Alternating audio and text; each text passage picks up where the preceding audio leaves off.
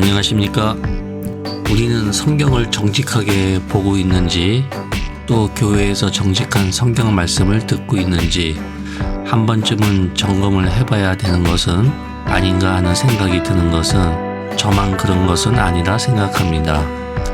종교라는 것이 사람을 살리기도 하지만 폐가 망신하는 것도 주변에 많이 있기 때문에 이는 당연한 것이기도 합니다.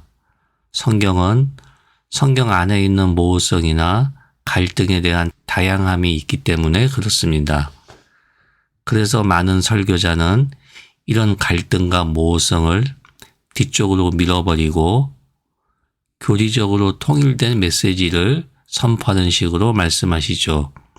이유인즉 성경은 하나님의 말씀이기 때문에 갈등이나 다양성은 없다는 식으로 덮어버립니다. 이런 설교자들의 얘기를 잘 들어보면 하나님이 어떤 분이고 우리를 위해 어떤 일을 하셨고 그의 백성으로 우리는 어떻게 살아야 하는가를 말씀하시고 추가적으로 관념적이고 추상적인 영적, 사탄, 영생, 재림, 휴거, 천국, 지옥, 축복을 주로 말씀하십니다. 이런 것들은 모호하고 애매하지만 겁주기 좋고 축복이라는 달콤함이 있기 때문입니다. 아주 간단한 지극히 종교적이고 획일적인 말잔치일 뿐입니다. 하나님 말씀 잘 들으면 복 받고 안 들으면 벌 받는다. 그리고 반찬으로 영혼, 사탄, 영생, 재림, 휴거 등 뭔가 특별한 얘기를 대단한 것이냥 설교를 합니다. 아주 쉬운 것이죠. 굳이 성경을 안 봐도 말씀을 안 들어도 다 아는 얘기 아닌가요? 한마디로 건선징악, 인과응보인 것이죠. 이 건선징악과 인과응보는 불교에도 유교에도 무속신앙에도 있는 것입니다. 그리고 기독교만의 단어인 영생, 재림, 휴거, 영혼, 사탄 등을 추가하면 되는 것입니다. 하지만 성경은 그리 만만한 책이 아닙니다. 성경은 모호하고 다양성이 존재하기 때문입니다. 이는 역동적이라는 뜻이기도 합니다. 일단 성경이 고대의 책이라는 것을 간과해서는 안 됩니다. 수천 년 후에 읽으라고 쓴 책이 아닌 것이죠. 1차 독자인 고대 이스라엘 백성을 위한 책입니다. 따라서 고대의 문화 배경 없이는 해석하기가 힘든 것이 사실입니다. 즉, 고대 문화의 문맥을 알아야 어느 정도 해석이 가능한 것이죠. 한 가지 예를 보겠습니다. 창세기 창조 이야기를 근거로 우리는 하나님을 창조주라 고백합니다. 신앙의 뿌리인 것입니다. 이는 창조를 과학적으로 증명한 책이 아닌 것이죠. 성경은 신앙책이라는 것을 잊어서는 안 됩니다.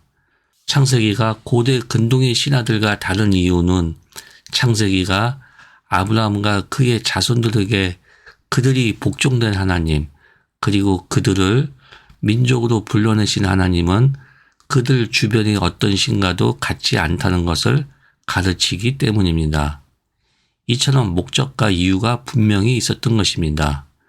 왜냐하면 창세기 창조 이야기는 1848년부터 1876년에 걸쳐 고대 아수르 니느웨 지역에 있는 아수르바니팔 왕의 도서관에서 발굴된 토판을 보면 에누마 엘리시라는 바벨론의 창조 신화는 창세기 창조 순서와 거의 유사합니다. 차이점이 있다면 바벨론의 창조 이야기는 세계가 창조되는 과정을 마르독과 그의 고조 할머니인 여신 티아마 사이에 벌어진 우주적 전쟁의 결과로 묘사하고 있다는 점입니다. 창조 자체가 신을 위한 것이죠. 이처럼 창조의 목적이 다른 것을 볼 수 있습니다. 그럼 에누마 엘리시와 창세기 창조의 순서가 같고 우주에 대한 생각이 같다는 것은 무엇을 말하는 것일까요? 이는 창세기에 묘사된 성경의 우주 세계관은 고대 근동의 우주 세계관과 같다는 뜻입니다. 당연히 동시대의 사람들이니 우주에 대한 같은 세계관을 공유했을 것이라는 것은 당연합니다. 이는 지금 현재 전 세계 사람들이 우주를 보는 세계관이 같은 것과 같은 이치입니다. 차이점이 있다면 근본적으로 세계 만물의 질서가 세워지는 것은 신들의 잔혹한 집안 다툼에 의한 것이 아니라 은혜로운 하나님의 말씀을 통해서라는 것입니다. 그리고 인간을 하나님의 형상으로 지었다는 점입니다.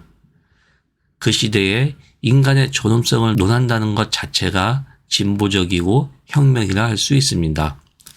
결론적으로 창세기는 이스라엘의 하나님 여호와가 예배받으시기에 합당하신 분인가 아닌가와 같은 질문에 대답하기 위해 쓰여졌다고 할 수 있습니다. 이스라엘의 하나님이 예배 받으시기에 합당한 이유는 이스라엘 사람들에게 지구는 둥글다, 지구는 태양 주위를 돈다와 같은 과학적 사실을 알려주기 때문이 아닌 것이죠. 창세기는 고대인들이 쉽게 이해할 수 있었던 방법으로 메시지를 전하고 있는 것입니다. 창세기는 신앙책인 것이지 성경을 가지고 무엇을 증명하는 것이 아닙니다. 그렇기에 더욱더 고대의 시대적 배경과 문화, 그리고 고대의 문학적 기법을 알아야 성경의 올바른 해석이 가능하고 다양성을 이해할 수 있습니다.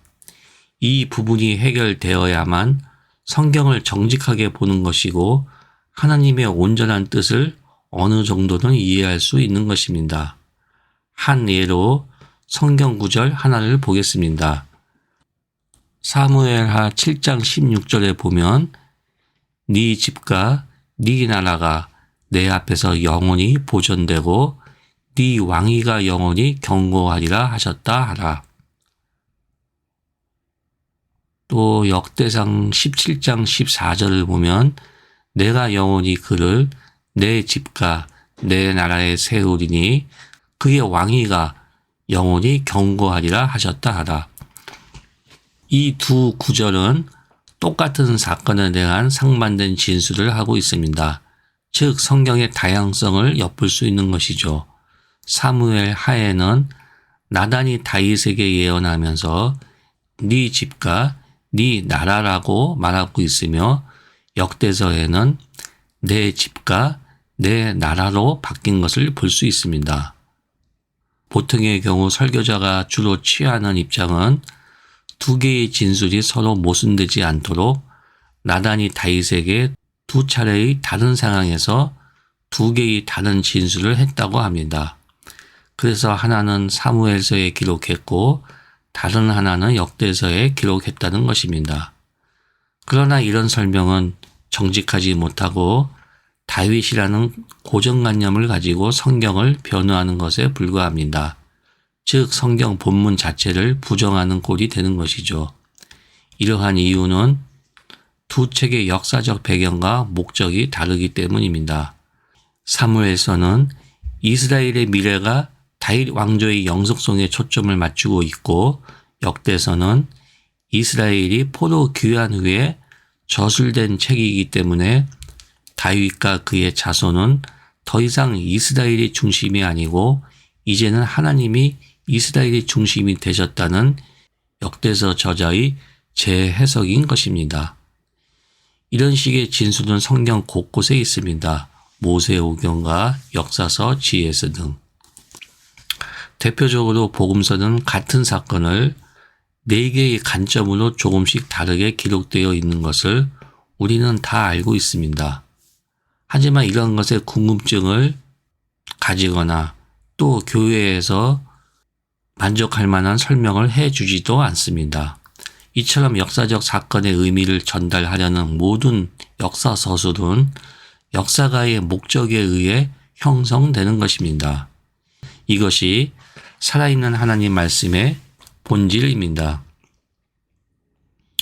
이렇게 다른 진술이 성경에 보존되고 현재의 모습을 가진 것이야말로 섭리 가운데 이루어진 것이라고 할 수 있습니다. 성경의 역사 서술은 특정한 목적을 위해 역사적 사건을 재구성했다는 점을 인정해야만 합니다. 이러한 자세가 성경을 하나님의 말씀으로 온전히 존중하는 자세인 것입니다. 무리하게 변호하거나 없는 것을 갖다 붙이고 슬쩍 넘어가려는 자세야말로 성경을 왜곡하고 하나님의 말씀을 왜곡하는 것입니다. 우리가 무엇을 안다고 말할 때는 모르는 것을 안다는 뜻입니다. 모르는 것을 모르는 사람은 자기가 아는 것만을 고집하기 때문에 소통이 안 되고 심해지면 자기 것이 받아들여지지 않으니까 혐오가 발생하고 더 나아가 폭력으로까지 확대됩니다. 개신교의 보수 근본주의자들의 공통점을 보면 자기들만이 옳고 자기들을 따르지 않는 자는 다 하나님의 이름으로 정죄하고 심지어 폭력까지 행사합니다. 태극기 부대를 보면 알 수가 있는 것이죠. 그들은 성경을 자기들을 합리화하는 것으로만 이용하는 것에 지나지 않습니다. 종교 이념주의로 뭉친 집단에 불과합니다. 하지만 그 집단 속에도 진주는 있을 것입니다.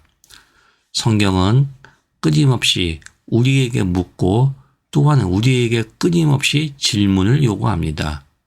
그래서 공부를 해야만 하는 것이고 그 과정에서 하나님의 풍성한 진리를 조금이나마 이해하고 은혜를 맛보며 나를 채찍하며 한 걸음씩 하나님의 곁으로 다가가는 것입니다. 성경의 다양성은 우리를 혼란스럽게 하는 면이 있지만 일관된 통일성도 있다는 것을 우리는 알아야 합니다. 예수를 가리켜 말씀이 육신이 되었다는 것이 그 증거입니다.